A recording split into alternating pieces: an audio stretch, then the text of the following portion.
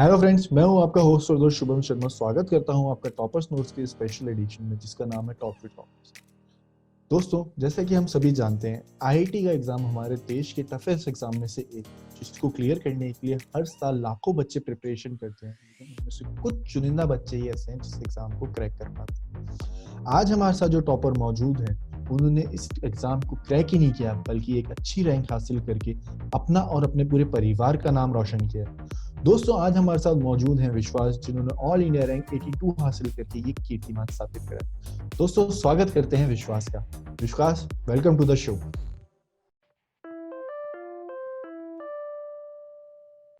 Thank you sir. Hello sir. तो विश्वास, थोड़ा सा अपने बारे में बताएं हमारे एस्पिरेंट्स को, ताकि वो थोड़ा सा आपको जान सकें कि किस तरीके से कहाँ से आपने पढ़ाई वगैरह करी, जयपुर से किस स्कूल से करी, और आपकी अदर अचीवमेंट्स के बारे में बताएं कि स्कूलिंग टाइम पे आपने कुछ अदर अचीवमेंट्स जो हासिल करी उनके बारे में बताएं।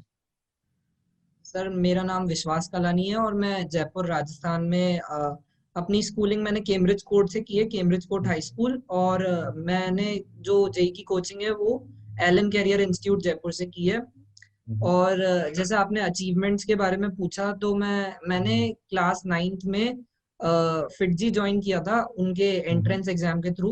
और मैंने हम्म, क्लास 9th में जूनियर साइंस ओलंपियाड क्रैक किया है। और फिर क्लास ओके। 10th में मैं एलन कैरियर इंस्टीट्यूट में आ गया था और मैंने एनटीएससी क्लियर किया था क्लास 10th में। क्लास हम्म, 11th में मैंने केवीपीवाई ऑल इंडिया रैंक 110 से क्लियर किया था, केवीपीवाई एसए स्ट्रीम। हम्म, और क्लास 11th में मैंने मतलब नेशनल स्टैंडर्ड एस्ट्रोनॉमी ओलंपियाड और हम्म, आरएमओ एग्जाम भी क्लियर किए थे। क्लास 12th में ओके। मैंने अपना केमिस्ट्री ओलंपियाड का फर्स्ट स्टेज और एस्ट्रोनॉमी ओलंपियाड का फर्स्ट स्टेज भी क्लियर किया था। That's great, that's huge achievements. तो इतनी सारी अचीवमेंट्स हैं आपके पास already, so are you satisfied with the rank 82? Are you good with it, और एक्सपेक्टेशन थोड़ी सी ज्यादा थी इससे?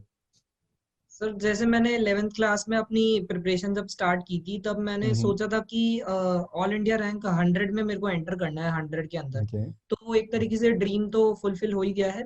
लेकिन अब वो मतलब कभी सबको तो कुछ ना कुछ आगे का चाहिए ही होता है कि काश हमारी बिल्कुल सही 50 में आ बात है। जाती, 20 में आ जाती। तो वो फील करना नहीं चाहिए, रिग्रेट्स होने नहीं चाहिए इन सब बातों के। और जहाँ पे आप हो वहाँ पे अच्छा परफॉर्म करने की कोशिश करनी चाहिए। Absolutely, absolutely correct.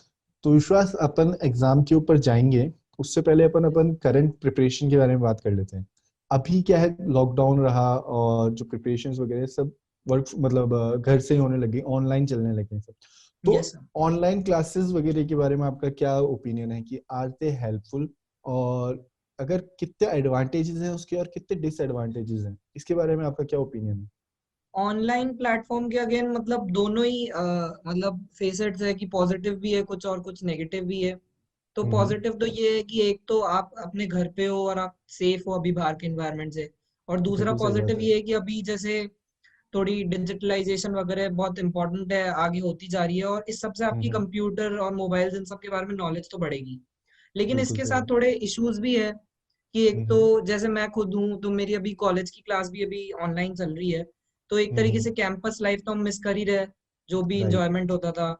और राइट, राइट। असली क्लास में थोड़ा सा इंटरेक्शन भी होता है बच्चों से, टीचर्स से, तो उससे बहुत फायदा होता ही है, डाउट्स अच्छे से क्लियर होते हैं। बिल्कुल जो भी सही बात। बात होती है वो अच्छे से होती है। तो ये एक तरीके से दोनों चीजें है, इसमें कुछ बुराइयां भी है इसकी। हम्म, तो प्रिपरेशन तो कर रहे हैं। अभी जो एग्जाम्स हैं वो आने वाले हैं, बहुत नियर है नेक्स्ट एग्जाम, तो उनके यस लिए सर। आप क्या बोलना चाहोगे कि किस तरीके का माइंडसेट रखें, किस तरीके से अपनी प्रिपरेशन करें, कहीं वो लैक ना रहे अपनी प्रिपरेशन से?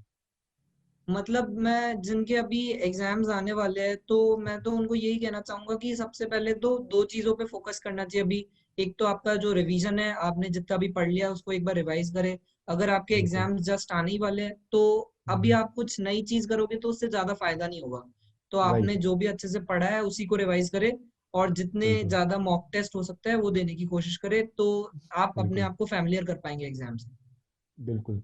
जैसे आपने बात करी मॉक टेस्ट की, मॉक टेस्ट एक यस। बहुत इंपॉर्टेंट रोल प्ले करते हैं आपकी कोई सी भी कंपटीशन एग्जाम।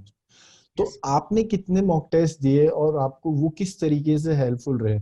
और जो आने वाले बच्चे हैं उनको आप क्या गाइडेंस देना चाहोगे कि किस तरीके से मॉक टेस्ट से प्रिपेयर करें ताकि वो उनको हेल्पफुल रहे? मतलब मॉक टेस्ट का तो एक बहुत ही बड़ा रोल रहा है प्रिपरेशन में। एक बिल्कुल। तरीके से हम ये मान सकते हैं कि मॉक टेस्ट एग्जाम से पहले आपका एग्जाम है एक तरीके से। तो आप राइट। हर एक मॉक टेस्ट को जो भी आप दे रहे हो उसको सीरियसली ले, और मतलब उनकी अच्छे से तैयारी करके दे। और अब मतलब मैंने अगर मॉक टेस्ट की बात करूँ तो मतलब मैं तो पता भी नहीं है, मेरे को एग्जैक्ट काउंट भी नहीं पता है कि मैंने कितने मॉक टेस्ट दिए। तो मॉक टेस्ट तो काफी दिए, और हमारे ये जो एग्जाम था वो भी काफी पोस्टपोन होता जा रहा था अभी कोविड की वजह से। तो इस बिल्कुल चक्कर में हमारे बिल्कुल। पास काफी टाइम भी ज्यादा आ गया था, तो इस चक्कर में बहुत बिल्कुल। सारे मॉक टेस्ट हो गए थे। बहुत प्रैक्टिस ज्यादा मिल करने को मिली, यस। बहुत ज्यादा टाइम भी मिला, तो अच्छे से यस। प्रिपरेशन हुई। Right yes. Right right. तो मॉक टेस्ट दिए उन्होंने आपको, जैसा आप बता रहे हो रिवीजन भी हो जाता है उससे, एक टाइम यस। मैनेजमेंट भी सीखा था मॉक मॉक टेस्ट आपको। तो वो यस। टाइम मैनेजमेंट आपकी स्पीड पहले से अच्छी थी, या उसके मॉक टेस्ट देने से कंटिन्यू रेगुलर आपकी स्पीड उससे वो हुई, अच्छी हुई? तो इसके बारे में आप क्या कहना चाहोगे? स्पीड तो मतलब मेरी हाँ मॉक टेस्ट से तो काफी इम्प्रूव हुई है। एक तो ये होता है कि मॉक टेस्ट जैसा आपका कोई 3 घंटे का मॉक टेस्ट है, तो ये आप टाइम बाउंड हो जाते हो कि आपको 3 घंटे में ही करना है, तो उससे स्पीड तो आपको अच्छी तक होती है और रखनी भी पड़ती है जब आप कर रहे हो पेपर। और बिल्कुल। एक तरीका स्पीड बूस्ट करने का मैं ये भी बताना चाहूंगा कि जैसे अगर आप कोई क्वेश्चन का सेट कर रहे हो, कोई आप अपना कोचिंग का मॉड्यूल कर रहे हो या फिर कोई शीट कर रहे हो, तो आप टाइमर लगा के करें, तो उससे क्या रहेगा, आपकी स्पीड धीरे धीरे बढ़ती जाएगी। तो टाइमर लगाना एक अच्छा तरीका रहेगा। बिल्कुल, टाइमर लगाना एक अच्छा तरीका रहता है। लेकिन कई बार क्या होता है ना विश्वास, मॉक टेस्ट जब बच्चे रेगुलर देते रहते हैं उसमें कई बार क्या स्कोर्स कम भी आते हैं, कई बार अच्छे हम्म। आते हैं। स्कोर कम आने से बच्चे डिमोटिवेट हो जाते हैं। तो इस डिमोटिवेशन को ओवरकम कैसे करें, इससे कैसे लड़ना चाहिए, इसके बारे में आप क्या गाइडेंस देना चाहोगे? हाँ, जैसे मैंने भी अभी क्लास 11 से जो भी अपनी जेई की प्रिपरेशन की है, तो मैंने हम्म। काफी मॉक टेस्ट दिए, तो उसमें बिल्कुल। मेरा भी काफी सारे मॉक टेस्ट अच्छे भी गए, कुछ बेकार भी गए। तो ये तो बिल्कुल। है ही कि आपको जब आपका बेकार गया तो आपका फोकस इस बात पे रहना चाहिए कि आपने गलत क्या किया। आपका फोकस इस बात पे नहीं रहना चाहिए कि हमारा रिजल्ट डाउन है तो हमारा फाइनल एग्जाम में भी ऐसा ही होगा। आपको राइट। फाइनल एग्जाम के बारे उससे कोरिलेट नहीं करना चाहिए, और मेन फोकस जब आपका कोई डिमोटिवेशन हो रहा हो तो आपको लगना चाहिए कि आपने जो गलतियां की है उनसे आपको काफी कुछ सीखने को मिलेगा। बिल्कुल, डिमोटिवेट नहीं होना चाहिए, हाँ, माइंड डीमोटिवेट फोकस बिल्कुल रखना भी नहीं चाहिए होना आपकी चाहिए। प्रिपरेशन पे। तो अब यस। ये तो हो गई आने वाले बच्चों की इंस्पिरेशन के लिए बात, ठीक है। अब आप बात करते हैं विश्वास की।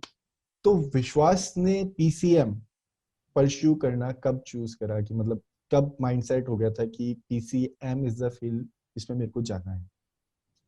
मतलब जैसे मेरा स्टार्ट से ही मेरे को चाइल्डहुड से मैथ्स में काफी इंटरेस्ट था, और मतलब बहुत अच्छी लगती थी। तो क्लास 9th में ही शायद मैंने सोच लिया था कि मेरे को पीसीएम ही लेनी है 11th में। और बिल्कुल। ये बिल्कुल मैं अपने एक जो हमारे फैमिली में एक हमारे कजन ब्रदर है उनसे काफी मोटिवेटेड रहा। उन्होंने ओके। आईआईटी दिल्ली से किया था, तो इस चक्कर में एक तरीके से मोटिवेशन आ गई और आगे मेहनत करने की इच्छा हो गई। बिल्कुल, वहां से मोटिवेशन आपको मिल गई।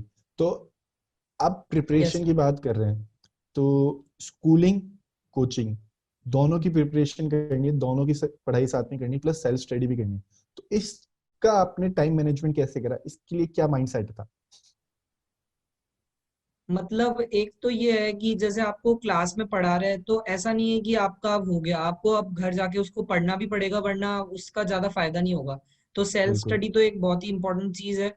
तो आपको हम्म। जो भी स्कूल में जैसे पढ़ा रहे हैं या फिर कोचिंग में जो भी पढ़ा रहे हैं, तो ये बहुत हम्म। इंपॉर्टेंट है कि आप उसको घर पे आके एक बार रिवाइज कर ले, ताकि जैसे आपका कभी एग्जाम हो तो आपको ऐसा नहीं कि सब कुछ एक साथ पढ़ना है, आपने काफी सारी चीजें पढ़ी भी होगी और वर्कलोड कम होगा। तो एक ये बिल्कुल। तरीका रहता है कि आप डेली अगर कंसिस्टेंटली कम कम कम कम पढ़ाई करेंगे तो आपका फाइनल वर्कलोड आपका कम होगा, और इससे आपको फाइनली फायदा ही होगा फाइनल एग्जाम में भी। बिल्कुल। तो फायदा होगा आपका, सब जो स्कूल में पढ़ा है उससे भी रिवीजन हो जाता है, एक रिवीजन बहुत इंपॉर्टेंट चीज है। अब कई बार क्या होता है, बच्चे डमी ले लेते हैं आईआईटी की प्रिपरेशन के लिए, पहले की बोले यार आईआईटी बहुत एक टफ एग्जाम है, तो उसके लिए बच्चे क्या करते हैं, डमी ले लेते हैं। तो व्हाट यू विल सजेस्ट कि डमी इज गुड और regular classes is good, dummy की क्या डिसएडवांटेजेस भी हैं, इसके बारे में आप क्या कहना चाहोगे? मतलब अगर मैं बात करूं तो शायद अपनी पर्सनली बात करूं तो शायद मैं भी इतना रेगुलर तो नहीं था स्कूल्स में, और मैं हम्म। फोकस मेनली जेई पे ही करता था। तो ओके। अब वो पर्सनली सब पे डिपेंड करता है। जैसे कोई हम्म। बच्चे होते हैं जो स्कूल्स भी जाते हैं और कोचिंग भी जाते हैं और फिर भी वो अच्छा मैनेज कर लेते हैं। तो राइट। ये सबका पर्सनल होता है। लेकिन अगर आप बहुत सीरियस हो प्रिपरेशन के लिए, तो आप अपने मतलब एक्सपेरिमेंट करके देख सकते हो, थोड़े दिन स्कूल जाके देखा कैसा लगा, हम्म। और वो एक सही रहेगा।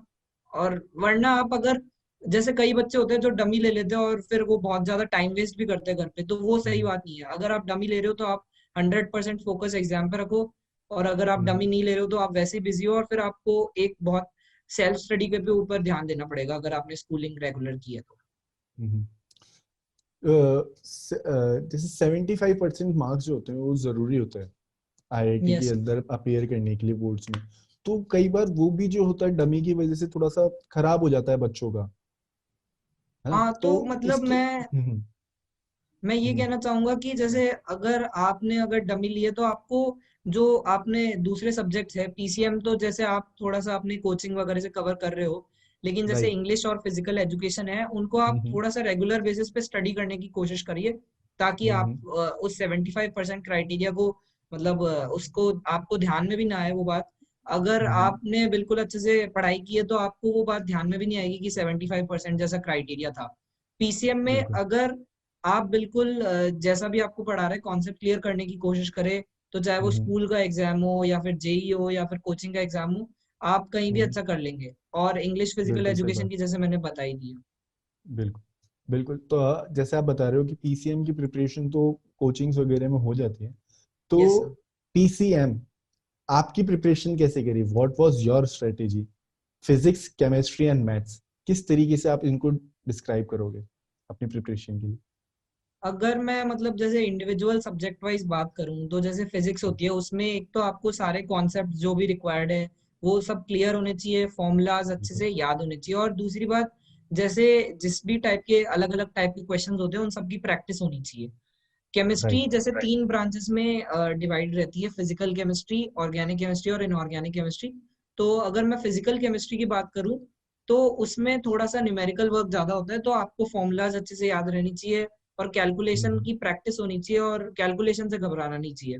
ऑर्गेनिक केमिस्ट्री में आपको मैकेनिज्म्स वगैरह सारे याद होने चाहिए, और हम्म। उनको अच्छे से समझ भी होनी चाहिए उनकी, और हम्म। प्रैक्टिस तो रिक्वायर्ड है ही। और इनऑर्गेनिक हम्म। केमिस्ट्री जो कि एक जनरली थोड़ा सा फियर पॉइंट रहता है बच्चों का, थोड़ा डर लगता है उनको, तो उसमें ऐसा कुछ नहीं है, घबराने की बात नहीं होती। आप उसको ट्रिक्स बेसिस पे याद कर सकते हैं, कुछ अपनी हम्म। अपनी ट्रिक्स, कुछ पोयम या फिर ऐसे कुछ बना के याद कर सकते हैं, तो वो अच्छा रहेगा, आपको अच्छे बिल्कुल। से याद हो जाएगा। और अगर short tricks. Maths, short tricks, हाँ शॉर्ट ट्रिक्स की हम्म। बात कर रहा हूँ। और मैथ्स हम्म। की अगर मैं बात करूँ तो मतलब प्रैक्टिस, बस प्रैक्टिस जितनी आप करेंगे मैथ्स में उतनी आपकी वो स्ट्रेंथन होगी। बिल्कुल। तो जिस हिसाब से आप बता रहे हो, प्रैक्टिस एक बहुत इंपॉर्टेंट रोल है। हाँ। ठीक है। तो अपन थ्योरेटिकल पार्ट रहा और न्यूमेरिकल पार्ट रहा। तो थ्योरेटिकल पार्ट की और न्यूमेरिकल पार्ट की, इसके ऊपर आपकी क्या अप्रोच थी? इसकी प्रिपरेशन किस तरीके से थी? क्या माइंडसेट था इसके लिए?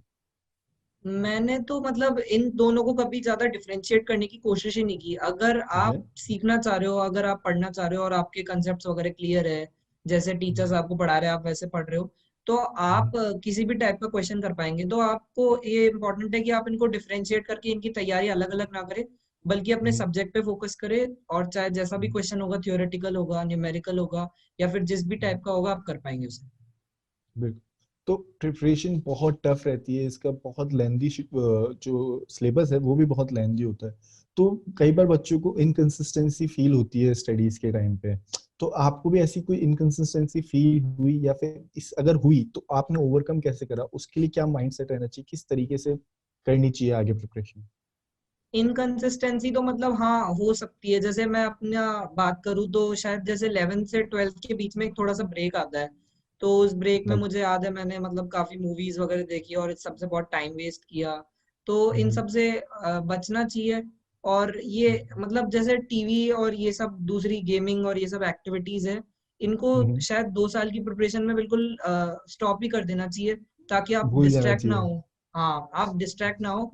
और कोई भी अपनी एक अगर आपको अपना माइंड रिफ्रेश करना है तो कोई एक दो एक्टिविटीज है, जैसे आपने थोड़ा खेल लिया शाम को, वॉक करने चले गए और क्रिकेट वगैरह खेल लिया, तो उन सब से माइंड हम्म। रिफ्रेश हो जाता है। और जो दूसरे ये सब सोशल नेटवर्किंग साइट्स है, इनको तो बिल्कुल यूज ही नहीं करना चाहिए 2 साल। बिल्कुल। बच्चे क्या होता है इनसे सोशल मीडिया और जो आप जैसे बता रहे हो मूवीज वगैरह देखने से क्या थोड़े से अप्स डाउन बहुत ज्यादा आने लग जाते हैं, यस। थोड़े से बच्चे डाइवर्ट हो जाते हैं अपनी प्रिपरेशन से। तो इसके लिए आप क्या कहना चाहोगे कि बच्चों को किस तरीके से अपने आप को फोकस रखना चाहिए अपनी प्रिपरेशन के लिए? मैं तो यही सजेस्ट करूंगा कि जैसे ये आजकल बहुत फेसबुक इंस्टाग्राम इन सब का बहुत ट्रेंड है, तो इन सबको तो राइट। बिल्कुल रोक के ही रखना चाहिए। और व्हाट्सअप हम्म। आप यूज कर सकते हैं ताकि आप उससे डाउट्स वगैरह पूछ सके, अपने बिल्कुल। टीचर्स अपने फ्रेंड्स वगैरह से डिस्कस कर सके। तो व्हाट्सअप आप हम्म। पॉजिटिवली यूज कर सकते हैं, लेकिन इन हम्म। सब से तो बचना ही चाहिए। बल्कि जैसे हमारे जो टीचर्स थे, उन्होंने तो हमारे को एक बार ये भी सजेस्ट कर दिया था कि आप लोग टच स्क्रीन फोन की जगह कीपैड फोन यूज करना शुरू कर दो, ताकि बिल्कुल। आपका डिस्ट्रैक्शन ही बिल्कुल खत्म हो जाए। तो खत्म ये हो भी एक जाए। तरीका रह सकता है। तो शायद मैंने हम्म। इसको 12th के थोड़ा लेटर फेज में इम्प्लीमेंट भी किया था, और काफी फायदेमंद ओके। भी रहा, टाइम वेस्ट कम हो गया था। टाइम बचा लिया इसने, आपका माइंड डाइवर्ट होने से भी थोड़ा सा यस रोका। सर। तो अपन अब वापस थोड़ा सा प्रिपरेशन पे ही आते हैं। जैसे अपन बात कर रहे थे फिजिक्स केमिस्ट्री मैथ्स, है ना? अब क्या होता है, फिजिक्स केमिस्ट्री मैथ्स की प्रिपरेशन तो हो गई। यस। मेंस और एडवांस दो एग्जाम होते हैं, दोनों का कॉन्सेप्ट थोड़ा सा अलग है, थोड़ा सा तरीका अलग है एग्जाम का। तो उसके लिए क्या माइंडसेट था, उसकी प्रिपरेशन किस तरीके से थी? क्योंकि दोनों का सिलेबस मतलब सिलेबस तो अलग नहीं, मतलब पेपर का पैटर्न जो है वो अलग होता है। तो उसके यस लिए सर। क्या वो थी आपकी? सर जैसे अगर मैं जेई मेंस की बात करूँ, तो जेई मेंस जो है वो मतलब डाइवर्सिटी पे मतलब फोकस करता है कि आप बहुत सारे चैप्टर्स है, तो आप उसमें कोई भी कॉन्सेप्ट छोड़ के ना जाए, और सारे फॉर्मूलाज वगैरह याद करके जाए। और जो जेई एडवांस्ड है, वो आपकी डेप्थ ऑफ लर्निंग पे ज्यादा फोकस करता है कि जो भी टॉपिक्स आपको आते हो, वो आपको अच्छे से आते हो, और वो वहां पे आपको वही टेस्ट करेंगे। तो यही रहता है ओके। कि अगर आप जैसे 2 साल में प्रिपरेशन करते हो, तो आपका फोकस, जैसे मेरा फोकस मेनली एडवांस पे था, तो अगर मेरा ओके। फोकस मेनली एडवांस पे था, तो मेरा जेई मेंस का सिलेबस और जो भी उनका पैटर्न था वो कवर अप हो गया था। तो वैसे ही आप किसी भी एग्जाम पे फोकस करो, तो उनमें आप पूरी डेप्थ तक जाओ, तो आपके दोनों एग्जाम अच्छे से क्लियर हो जाएंगे। बिल्कुल डेप्थ तक जाएंगे तो दोनों एग्जाम अच्छे से क्लियर हो जाएंगे। Yes sir. लेकिन क्या होता है विश्वास, इसमें क्या होता है, नेगेटिव मार्किंग भी होती है, मार्किंग यस। स्कीम को भी ध्यान में रखना होता है बच्चों को। तो उसके लिए क्या अप्रोच रही, किस तरीके से मार्किंग स्कीम को ध्यान में रखा ताकि नेगेटिव मार्किंग कम से कम हो? उसके लिए आप क्या गाइडेंस देना चाहोगे? जैसे जेई मेंस में होती है नेगेटिव मार्किंग की, अगर मैं बात करूं तो उसमें +4 -1 होती है। तो हम्म। ऑब्जेक्टिव क्वेश्चंस में और न्यूमेरिकल में नहीं होती। तो उसमें ये है हम्म। कि जैसे आप गैस वर्क ना करें कि आप ऐसे तुक्का लगा के आ रहे हैं, तो उससे आपकी हम्म। नेगेटिव मार्किंग हैवी हो जाएगी। और अगर मैं जेई बिल्कुल। एडवांस की बात करूं, तो उसमें तो आपका ये होता है कि आपको वहां पे जाके पता चलेगी कि आपकी मार्किंग स्कीम कैसी है। तो आपको मैं हम्म। यही कहना सबको यही कहना चाहूंगा कि आप कोई माइंडसेट बना के ना जाए। आप बिल्कुल फ्रेश माइंड से जाए कि जो भी मार्किंग स्कीम आएगी, मैं उसके हिसाब से अपने आप को अडेप्ट करूंगा, और वहां हम्म। बैठ के सोचूंगा कि मेरे को ये क्वेश्चन ऐसे ऐसे करने हैं। और हम्म। +4 -2 तक भी एक नेगेटिव मार्किंग होती है जेई एडवांस में। तो आप ऐसे अगर हम्म। गैस वर्क करने लगेंगे, तो आप बहुत हैवी नेगेटिव में जाएंगे। तो जो आपको आता है अच्छे से वही करना चाहिए। बिल्कुल। कई बार क्या होता है, OMR शीट जो होती है उसमें भी बच्चे कई बार गलतियां कर देते हैं, तो उस गलती से भी कैसे बचें? उसके लिए क्या वो रखें प्रिपरेशन? आजकल तो जैसे जेई मेंस और जेई एडवांस दोनों ही ऑनलाइन हो गए, वो अब ओके। परमानेंटली ऑनलाइन हो गए। तो जो ओके। ओके। ओएमआर वाली पॉइंट है, वो तब हम्म। फेस कर सकते हैं कि जैसे आप किसी कोचिंग में हो, तो वहां पे वो मॉक टेस्ट कई बार ओएमआर से लेते हैं।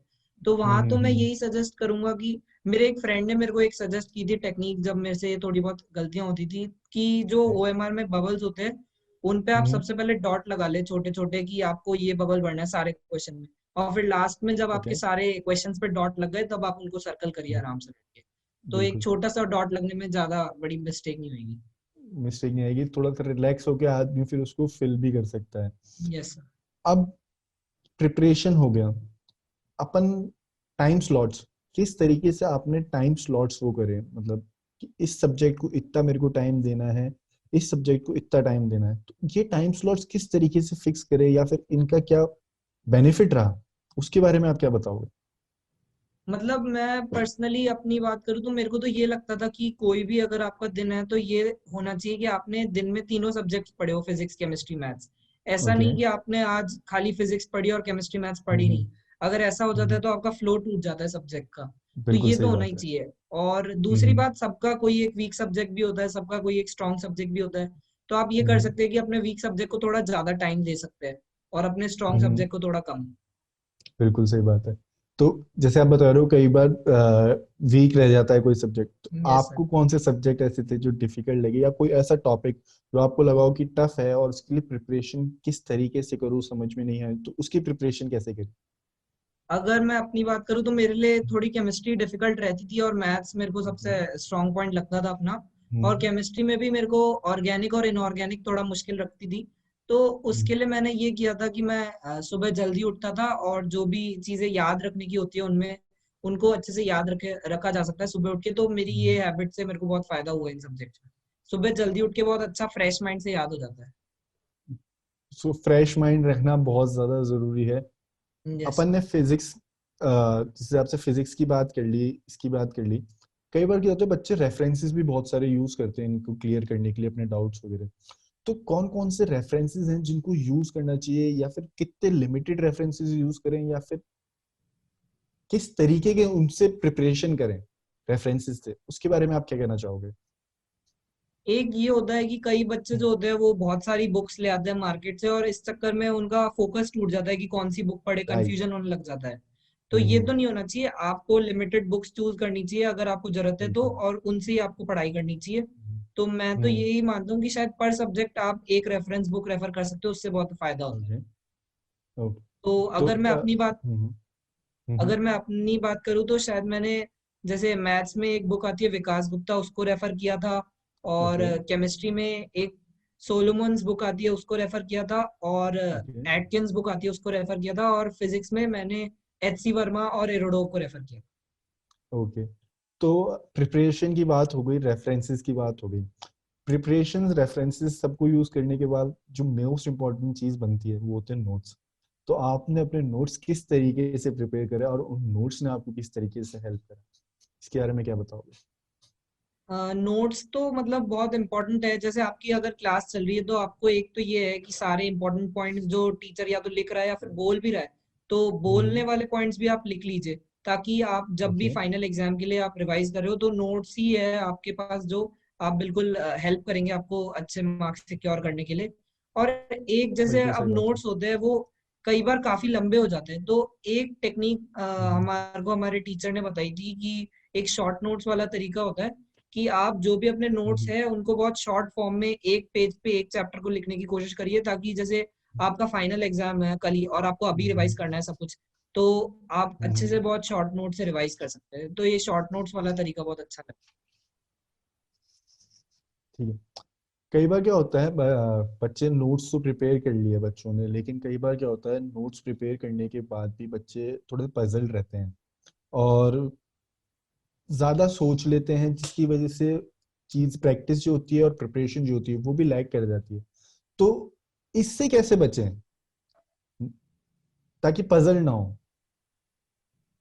हाँ, ये एक थोड़ा फैक्टर रहता है कि कई बार हम मतलब स्टूडेंट्स ओवर थिंकिंग करने लग जाते हैं कि ये करे कि वो बिल्कुल। करे, और इस सब में पजल्ड हम्म। हो जाते हैं। तो बिल्कुल एक तो जैसे आपके टीचर्स भी जो होते हैं, आप जहाँ से भी प्रिपेयर कर रहे हैं या फिर स्कूल में भी है या फिर हम्म। कोचिंग में भी है, जहाँ भी है, आपको वो कुछ ना कुछ हम्म। सजेस्ट करेंगे। तो सबसे बेस्ट तो यही रहता है कि बिल्कुल। उनकी अच्छे से बात मानी जाए, ताकि आपको कंफ्यूजन ही ना बिल्कुल। हो और वो जो भी आपको बता रहे हैं वो आपके फायदे में ही रहेगा। तो एक मैनेजमेंट तरीका यही रहता है कि आप किसी की बात ओबे कर ले टीचर्स की अच्छे से। बिल्कुल। तो जैसे कि अपन अभी बात कर रहे थे पहले कि है ना, ऑनलाइन सब कुछ हो गया आजकल और प्रिपरेशंस ऑनलाइन करनी होती हैं, पढ़ाई भी ऑनलाइन करनी पड़ती है, एग्जाम्स वगैरह सब ऑनलाइन हो रहा है। तो कई बार क्या होता है बच्चे प्रिपेयर तो कर रहे होते हैं लेकिन उसके अंदर बच्चों का माइंड डाइवर्ट हो जाता है। तो पेरेंट्स को किस तरीके से गाइड करना चाहिए अपने बच्चों को ताकि वो दूसरी चीजों की तरफ ना भटकें और अपने एग्जाम पे फोकस्ड रहें? अगर मैं बात करूं इस बारे में, तो पेरेंट्स को इस बात पे मतलब एक तो ज्यादा प्रेशर नहीं देना चाहिए कि पढ़ाई कब करनी है या फिर कैसे करनी है। वो स्टूडेंट्स को खुद सोचना चाहिए कि उनका टाइमिंग कैसा रहेगा और वो किस बेसिस पे करेंगे। बट पेरेंट्स को टाइम टू टाइम मोटिवेट करते रहना चाहिए। अगर जैसे राइट। आप डिस्ट्रैक्ट हो रहे हो या फिर इधर भटक रहे हो अपनी राह से, तो हम्म। पेरेंट्स को एक तो मतलब नजर तो रखनी चाहिए। ऐसा नहीं कि आपने बिल्कुल फ्रीडम दे दिया बच्चे को कि जैसे करना है। बिल्कुल तो सही बात है। उससे ये रहता है कि अगर पेरेंट्स आपको सपोर्ट कर रहे हैं आपकी बात में, तो आप बिल्कुल कंफर्टेबल रहते हो, और आप भी जानते हो कि आपको इस एग्जाम की तैयारी कर रहे हो, तो आपके पास इतना टाइम नहीं है कि आप इधर उधर वेस्टेज करो। तो मोटिवेशन तो जरूरी है पेरेंट्स की तरफ से बहुत। बिल्कुल। कोविड की वजह से भी सब कुछ ऑनलाइन हो गया है। आप प्रिपरेशन भी ऑनलाइन कर रहे हो, जैसे अपन अभी डिस्कस कर रहे थे लास्ट क्वेश्चन में। पेरेंट्स की गाइडेंस भी जरूरी है। बच्चों को क्या माइंडसेट रखना चाहिए कि हम लोग किस तरीके से ऑनलाइन रिसोर्सेज का यूज करें, उसके लिए आप क्या कहोगे? हाँ मतलब एक तो ऑनलाइन में अगेन मतलब फायदे भी है और नुकसान भी है, और काफी बच्चों को हम्म, अभी लग रहा होगा कि जैसे ऑनलाइन कई लोगों के कनेक्टिविटी इश्यूज रहते हैं, कई लोगों के हम्म, मतलब डिवाइस का इशू रहता है, तो वो सब इश्यूज को आपको थोड़ा सा एड्रेस करना पड़ेगा। और हम्म, कोशिश यही करनी पड़ेगी कि जैसे कई बच्चे फेस करते हैं कि हाँ हमारे तो ऑनलाइन है, तो हम थोड़ा हम्म, मतलब नुकसान में है। तो मैं तो ये कहना चाहूंगा कि आपको ये फील करना चाहिए कि जो भी है वो सबके लिए है, तो ओवरऑल उससे कंपटीशन पे फर्क नहीं पड़ेगा, और इस बात से आप कभी भी डीमोटिवेट ना हो कि अब ऑनलाइन है तो हमारे को दिक्कतें आ रही है। तो जो भी है वो सबके लिए है, ये बिल्कुल। मान लेना चाहिए। और जो भी आपके पास रिसोर्सेज है उनको बेस्ट यूज करना चाहिए। ऑनलाइन में भी हम्म, मतलब काफी सारे आपके पास टूल्स होती है, बुक्स होती है, गूगल पे आप बहुत सारे क्वेश्चंस की स्टडी कर सकते हैं। तो उन सब रिसोर्सेज से जितना पॉजिटिवली फायदा उठाया जा सकता है वो उठाना चाहिए, और डिस्ट्रैक्ट नहीं बिल्कुल। होना चाहिए कि आप इधर उधर भटक रहे हैं, वो नहीं होना। राइट। तो अब जब इतनी प्रिपरेशन करता है बच्चा, तो कई बार क्या होता है, उन सब चीजों में इतना उलझ जाता है। रिलैक्सेशन बहुत ज्यादा जरूरी होता है बच्चों को, ताकि माइंड थोड़ा सा फ्री रहे। तो रिलैक्स किस तरीके से करना चाहिए बच्चों को, ताकि माइंड एकदम फ्रेश रहे और वो अपनी प्रिपरेशन के लिए फोकस्ड रहे? हाँ अगर कोई भी दिन है तो आप ऐसा तो है नहीं कि 24 घंटे पढ़ेंगे, तो आपको बिल्कुल। बहुत इम्पोर्टेंट रहता है कि अपना रिलैक्सेशन बिल्कुल डिसाइड कर लेना चाहिए कि हाँ मैं इन एक्टिविटीज को ऐसे करूंगा। जैसे एक तो आपको स्लीपिंग टाइम अपना इतना कम भी नहीं रखना चाहिए और बहुत ज्यादा भी नहीं रखना चाहिए। मेरे हिसाब से बिल्कुल। 7 to 8 आवर्स आपको स्लीप नेसेसरी है ताकि आपका माइंड फ्रेश हम्म, हो। और कोई भी अपनी एक हॉबी होती है उसको आप एक रिलैक्सेशन एक्टिविटी की तरह ले सकते हैं। जैसे राइट। मैंने मतलब मैं जनरली पूरी इस प्रिपरेशन में शाम को क्रिकेट खेलता था थोड़ा बहुत जब भी टाइम मिलता था, तो उससे नाइस। मेरे को बहुत रिलैक्स फील होता था। नाइस। तो तो सब ऐसी कोई रिलैक्स। एक्टिविटी कर सकते हैं। बिल्कुल। रिलैक्सेशन हो गया। क्या होता है, जैसे अपन नॉर्मल बच्चों की बात करें, जैसे आप बता रहे हो 7 to 8 आवर्स की स्लीप थोड़ी नेसेसरी है। कई बार क्या होता है, बच्चे नाइट आउल जिसको कहते हैं, एक चीज मतलब रात को पढ़ना है, रात को हमारी प्रिपरेशन अच्छी होती है ताकि माइंड एकदम शांत रहता है। तो उसके बारे में आप क्या करना चाहोगे? उसके लिए क्या अप्रोच रहनी चाहिए बच्चों की, किस तरीके से नाइट की प्रिपरेशन करें, मतलब पूरी रात ना जगे? कई बच्चे मतलब ये सोचते हैं कि रात को सब घर में सब सो जाते हैं तो शांति हम्म, रहती है और बहुत अच्छा माहौल होता है पढ़ने का, लेकिन मैं पर्सनली हम्म, ऐसा सोचता हूँ कि ऐसा होना नहीं चाहिए। मतलब मेरे को तो हम्म, ये मतलब हमारे टीचर्स भी ये सजेस्ट करते थे और पेरेंट्स ने भी यही बोला था कि आप 10:30 11 से पहले सो जाएं और सुबह जल्दी उठ के अपनी पढ़ाई कंटिन्यू कर सकते हैं। तो ओके। नाइट में क्या होता है, थोड़ा अपना माइंड जो होता है वो थका हुआ होता है, तो हम्म। उसमें अच्छे से पढ़ाई हो नहीं पाती। इसलिए मैं तो यही सजेस्ट बिल्कुल। करूंगा कि जो भी आप पढ़ाई करने की कोशिश करें वो सुबह जल्दी उठ के भी आप कर सकते हैं, तो बहुत फ्रेश माइंड रहता है आपका। बिल्कुल सही बात है। अब पूरी प्रिपरेशन हो चुकी है, Vishwas is ready to go, just day before exam और एग्जाम डे, इन ये 2 दिन बहुत इंपॉर्टेंट होते हैं करियर के हिसाब से, जब एग्जाम देने जा रहे हो। तो इसके लिए क्या माइंडसेट रहना चाहिए और इसकी क्या प्रिपरेशन होती है, उसके बारे में आप क्या बताओगे? हाँ मतलब जैसे एक दिन पहले होता है एग्जाम से, आपकी हार्ट बीट भी बहुत तेज होती है, आपको ऐसा लग रहा होता है कि बिल्कुल। अब जो भी आपने 2 3 साल मेहनत की है वो आपको एक दिन जाके आपको उस एग्जाम में इम्प्लीमेंट करनी है, और प्रेशर भी बहुत बिल्कुल। फील होता है। तो ये एक बहुत इंपॉर्टेंट चीज है कि आप जो एग्जाम से पहले वाला दिन है उस दिन आप पढ़ाई करने की ना सोचे, थोड़ा रिलैक्स रहे। क्योंकि जैसे आप हम्म, पढ़ेंगे तो आपको कुछ चीज ऐसे लगेगी कि यार ये तो मैंने किया ही नहीं, तो उस सब से आपको बहुत हम्म, डीमोटिवेशन होगा, तो वो सब आपको अवॉइड करना चाहिए। एक दिन पहले आप रिलैक्स कर राइट। सकते हैं, थोड़ी बात कर सकते हैं अपने हम्म, पेरेंट्स से, थोड़ा मोटिवेटेड हम्म, रहेंगे। और एग्जाम डे पे एक तो ये है कि जो भी आपको एग्जाम में इंस्ट्रक्शंस होते हैं वो अच्छे से पहले से पढ़ के जाने चाहिए कि कोई भी चीज कैरी करनी हो, या फिर ऐसा कुछ नहीं है कि राइट। आप भूल जाए। उससे आपकी हम्म, नर्वसनेस बढ़ जाएगी कि आप अगर कुछ भूल गए या फिर कुछ आपका छूट रहा है, तो हम्म, वो आपको अवॉइड करना चाहिए। और एग्जाम डे पे बिल्कुल। आपको ये सोचना चाहिए, जैसे मैं तो पर्सनली ऐसे सोच के गया था कि जैसे कभी मेरे मॉक टेस्ट में फिजिक्स में बहुत अच्छे आए थे, कभी मेरे केमिस्ट्री में भी बहुत अच्छे आए हुए, कभी मैथ्स में भी अच्छे आए हुए, तो जो एग्जाम में आएगा मेरे तो तीनों में अच्छे आएंगे, तो बहुत हाई कॉन्फिडेंस रहना चाहिए, बिल्कुल डीमोटिवेटेड नहीं रहना चाहिए। बिल्कुल। तो पूरी प्रिपरेशन हो गई, एग्जाम दे दिया, और इंडिया रैंक 82 हासिल कर ली। फ्यूचर गोल्स क्या हैं? फ्यूचर में क्या देखते हैं विश्वास की? किस फील्ड में आगे बढ़ रहे हैं? किस तरीके से अपना माइंडसेट सेट कर रखा है? अभी मैंने जैसे फ्यूचर में ज्यादा सोची नहीं है, मैंने अभी कंप्यूटर साइंस ले ली है आईआईटी दिल्ली में, और बस ओके। माइंड में तो यही है कि कुछ अपनी कंट्री के लिए अच्छा ही करना है, जो भी करना है, बिल्कुल। अपने पेरेंट्स का नाम रोशन करना है। इससे ज्यादा मैंने अभी हम्म, सोची नहीं है, और जैसे जैसे टाइम आगे बढ़ेगा शायद सोच लूँ आगे की फ्यूचर, ऐसा अभी बिल्कुल। कोई गोल्स नहीं। बिल्कुल बिल्कुल। तो विश्वास, it was an amazing session, आपके साथ बहुत मजा आया बात करके, और हम उम्मीद करते हैं आने वाले जो एस्पिरेंट्स हैं बहुत इंस्पायर होंगे आपकी स्टोरी से, आपकी सक्सेस स्टोरी से, और बहुत मोटिवेटेड फील करेंगे आपको सुनने के बाद। दोस्तों, जैसे कि आपने सुना विश्वास को, विश्वास ने शेयर करी अपनी सक्सेस स्टोरी।